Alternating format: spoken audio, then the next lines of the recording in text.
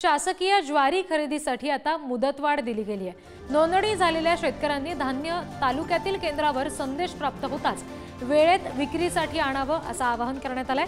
महाराष्ट्र राज्य पणन महासंघ उपाध्यक्ष रोहित निकम यांनी हे आवाहन केलंय। जिल्ह्यासाठी 95,000 क्विंटल उद्दिष्ट होतं, जे आता 90,000 वाढलंय। 31 ऑगस्ट पर्यंत ज्वारी खरेदीसाठीची परवानगी दिली गेलेली आहे। ज्वारी खरेदी संदर्भात आज पत्रकार परिषद आपण घेतली।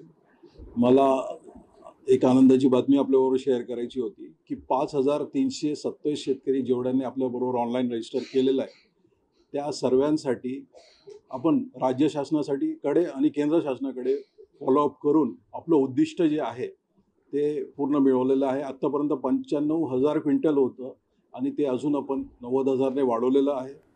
तसंच मुदत वाढ देखील आपण करून घेतलेली आहे।